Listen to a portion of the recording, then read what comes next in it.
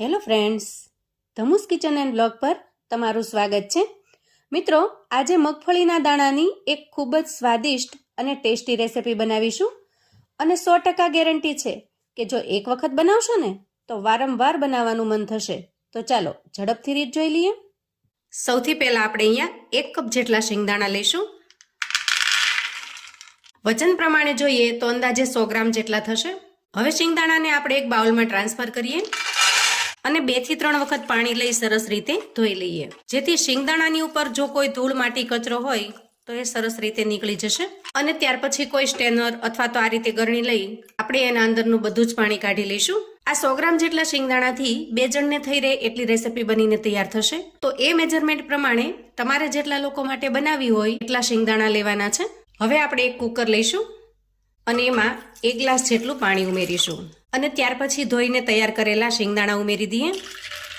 અહીંયા શિંગદાણા ડૂબાડૂબ રહે એ રીતનું પાણી રાખવાનું છે. તો હજી આના અંદર આપણે 1 ગ્લાસ જેટલું પાણી ઉમેરીશું.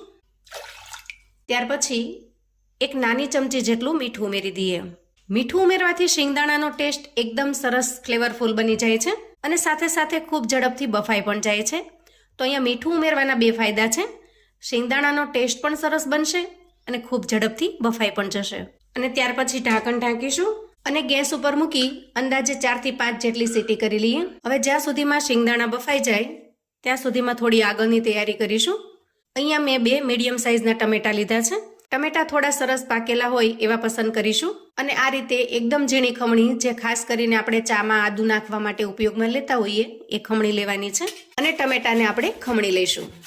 આ રીતે ઝીણી ખમણીથી ખમણી લેવાથી ટમેટાની એકદમ સરસ પ્યુરી તૈયાર થઈ જાય છે, જેથી એકાદ ટમેટા માટે થઈને આપણે મિક્સચરમાં ફેરવવાની જરૂર નહીં પડે. આરામથી તમે ટમેટાનો પલ્પ તૈયાર કરી શકશો. ખમણી લેવાથી 2 ફાયદા થશે. વધારાના વાસણ પણ નહીં થાય અને જુઓ આ રીતે ટમેટાની જે જાડી છાલ છે, જે ઝડપથી મિક્સ થતી નથી, એ પણ નીકળી જશે. આ રીતે આપણે ટમેટાની પ્યુરી તૈયાર કરી લીધી છે, જેને આપણે એક બાઉલમાં કાઢી લઈએ. ત્યાં સુધીમાં કુકરમાં પણ અહીંયા સરસ 5 સીટી થઈ ગઈ છે. હવે જ્યાં સુધી કુકરમાંથી પ્રેશર નીકળે ત્યાં સુધી એને ઠંડુ થવા દઈએ. આપણે ઢાંકણ ખોલીશું. મગફળી સરસ રીતે બફાઈ ગઈ છે. અહીંયા તમે જોઈ શકો છો. આ રીતે કોઈ સ્ટેનર અથવા તો ગરણીને લઈ આપણે એને ગળી લઈએ, જેથી ગરણીમાં માત્ર દાણા જ રહી જાય અને એનું પાણી અલગ રહી જાય. હવે આ જે પાણી નીકળ્યું છે એ પાણીને આપણે ફેંકીશું નહીં, આપણે એનો આગળ ઉપયોગ કરીશું.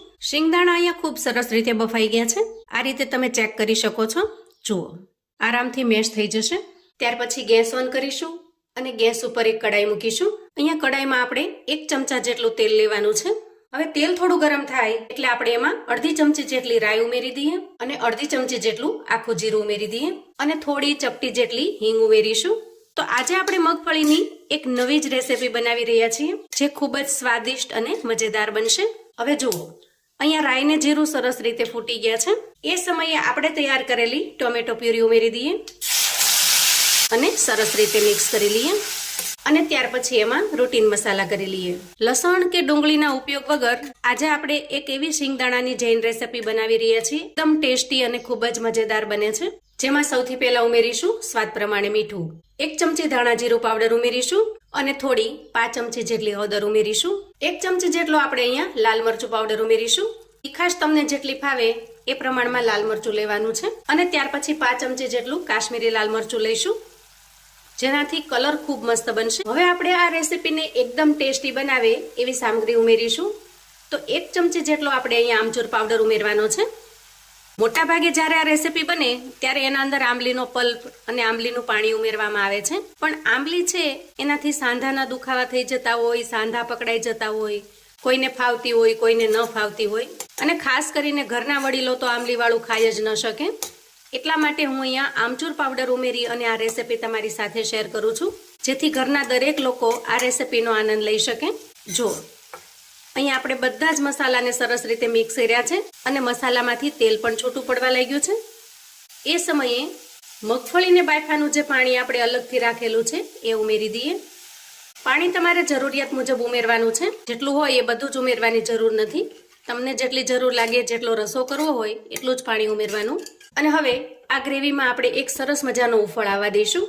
આ રીતે એકદમ સરસ ઉફાળ આવી જાય એ સમયે આપણે ટમેટા અને આમચૂર પાવડરની જે ખટાશ છે એને બેલેન્સ કરવા માટે થોડો ગોળ ઉમેરીશું. તમે થોડો ક્રશ કરીને છીણીને ઉમેરી શકો છો. ઝડપથી મિક્સ થઈ જશે. અને ત્યાર પછી ઉમેરીશું તૈયાર કરેલી મગફળી અને સરસ રીતે મિક્સ કરી લઈશું. અહીંયા મગફળીનો જે રસો છે એ અત્યારથી જ આપણને ઘાટો લાગે છે, તો અહીંયા મારી પાસે મગફળીને બાફવાનું થોડું પાણી પડ્યું છે, એને ઉમેરી દઉં છું. તમે અહીંયા સાદું પાણી પણ ઉમેરી શકો છો. જો તમારી પાસે મગફળી બાફવાનું પાણી ન પડ્યું હોય તો થોડું નાની વાટકી જેટલું સાદું પાણી ઉમેરી દેવાનું. ત્યાર પછી શાકને થોડી વાર માટે કવર કરી દઈએ અને આ રીતે લીડ ઢાંકી અંદાજે 2 થી 3 મિનિટ સુધી થવા દઈએ, જેથી મગફળીના જે દાણા છે ને એના અંદર પણ બધા જ મસાલાનો ફ્લેવર સારી રીતે ચડી જાય. વાહ, એકદમ ટેસ્ટી ખૂબ જ મજેદાર એવું મગફળીનું શાક બનીને તૈયાર થઈ ગયું છે. આ શાક ખાસ કરીને મહુડીનો જે ભોજનાલય છે ને ત્યાં પીરસવામાં આવે છે અને ટેસ્ટ એટલો સરસ લાજવાબ હોય છે, ખાટો મીઠો. મગફળી સાથે ખાટો મીઠો ટેસ્ટ ખૂબ જ અમેઝિંગ આવે છે. હવે ગેસની ફ્લેમને આપણે બંધ કરીશું અને ઉપરથી થોડી કોથમીર ધાણા ભાજી ઉમેરીશું અને સરસ રીતે મિક્સ કરી લઈશું. એકદમ ચટપટું, મજેદાર, ખૂબ જ સ્વાદિષ્ટ એવું મગફળીનું શાક તૈયાર છે. કોઈ પણની સાથે રોટલી, ભાખરી, પૂરી, પરાઠા કોઈ પણની સાથે આ શાકનો ટેસ્ટ એકદમ અમેઝિંગ આવે છે. વળી આ શાકને તમે ભાતની સાથે પણ રાજમાના શાકની જેમ પીરસી શકો છો. ખૂબ જ ટેસ્ટી અને મજેદાર લાગશે. ખાસ કરીને આપણા કાઠિયાવાડમાં ગામડાની અંદર આ રીતે મગફળીનું શાક બનાવવામાં આવતું હોય છે, પણ એના મસાલા થોડા અલગ હોય છે. વાડીઓના પ્રોગ્રામમાં રોટલાની સાથે એને પીરસવામાં આવે છે અને મસાલાની અંદર લસણની ચટણી, ગરમ મસાલો વગેરે ઉમેરવામાં આવે છે. પણ આપણે જે શાક બનાવ્યું છે એ લસણ ડુંગળી વગરનું, તો એ શાકનો ટેસ્ટ પણ ખૂબ જ જબરદસ્ત બને છે અને આ રીતે બનાવેલા શાકનો ટેસ્ટ પણ ખૂબ જ ટેસ્ટી બને છે. તમે જો ક્યારેય આ રીતે મગફળીનું શાક ન બનાવ્યું હોય તો એક વખત મારા કહેવાથી પણ ચોક્કસથી બનાવજો, કેમ કે ટેસ્ટ એટલો લાજવાબ બને છે કે તમે વારંવાર બનાવવાનું પસંદ કરશો. જ્યારે ઘરમાં કોઈ શાક ન હોય અથવા તો શાક હોય તો પણ તમારે કશું ડિફરન્ટ કે અલગ બનાવવું છે, ખાવું છે, ત્યારે તમે આ રીતે મગફળીનું શાક બનાવીને તૈયાર કરી શકો છો. વળી ઘરમાં નાના મોટા સૌને ખૂબ જ પસંદ આવે એવું ટેસ્ટી બને છે, કેમ કે મગફળી તો દરેકને ભાવતી હોય છે, દરેકને ખૂબ જ પસંદ છે. જેથી આ શાક તો તમે જેટલું બનાવશો ને એટલું ઓછું પડશે. તો મિત્રો, આવું અવનવું જાણવા માટે અને મને સપોર્ટ કરવા માટે ચેનલ પર જો તમે નવા છો તો પ્લીઝ ચેનલને સબસ્ક્રાઇબ કરજો. વિડીયો ગમે તો લાઈક અને શેર કરજો. તમારા સગા સંબંધી મિત્રોને પણ આપણી આજની એકદમ ટેસ્ટી એવી મગફળીના શાકની આ રેસિપી ચોક્કસથી મોકલી આપજો, જેથી એ લોકો પણ બનાવીને તૈયાર કરી શકે, એન્જોય કરી શકે, એના પરિવારને પીરસી શકે. કોમેન્ટમાં મને ચોક્કસથી જણાવજો મિત્રો કે આજની એકદમ ટેસ્ટી એવા મગફળીના શાકની રેસિપી તમને કેવી લાગી છે. ફરી મળીશું એક નવી રેસિપી સાથે. ત્યાં સુધી આવજો મિત્રો.